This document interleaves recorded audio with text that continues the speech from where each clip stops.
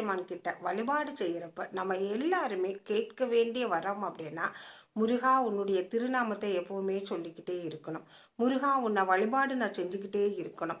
சில நேரங்களில் பிரச்சனை, துன்பம், சிக்கல் அப்படின்னு வர்றப்ப இறைவனை வழிபாடு செய்கிறத நம்ம மறந்துடுவோம். அந்த பிரச்சனைக்குள்ளே மூழ்கிடுவோம். நம்ம அப்படி இருக்காம என்ன சூழ்நிலை வந்தாலும் சரி, எப்பேற்பட்ட சிக்கலாக இருந்தாலும் சரி, அந்த நேரத்தில் இடைவிடாத இறைநாமத்தை சொல்கிற ஒரு நல்ல வரத்தை கொடு. உன்னுடைய திருச்சன்னதிக்கு நான் எப்போவுமே வரணுங்கிற நல்ல ஒரு அருளை கொடு. எப்போவுமே உன்னை பற்றியே நினச்சிட்டு இருக்கணும் அப்படிங்கிற நல்ல வரத்தை கொடு அப்படின்னு தான் கேட்கணுங்க.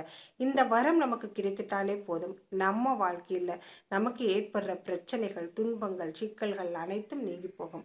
அதாவது அவன் அருளாலே அவன் தாள் வணங்கி, இறைவனுடைய அருள் இருந்தால் மட்டுமே இறைவனை நம்ம வழிபாடு செய்ய முடியும். இறையருள் இல்லாமல் இறைநாமம் சொல்ல முடியாது. இறைவனை நம்ம வழிபாடு செய்ய முடியாது. இறைவனுடைய சிறப்புகளை இந்த காதால் கேட்க முடியாது. இறைவனுடைய திருநாமத்தை சொல்லணும் அப்படின்னா கூடி நமக்கு இறைவனுடைய அருள் வேண்டும். அதனால் இறைவன்கிட்ட நம்ம கேட்கறது, முருகப்பெருமான் கிட்ட நம்ம கேட்கிறது, உன்னுடைய திருநாமத்தை, உன்னை நான் வணங்கிட்டே இருக்கிற வரத்தை எனக்கு கொடு முருகா அப்படின்னு தான் முதல்ல கேட்கணுங்க.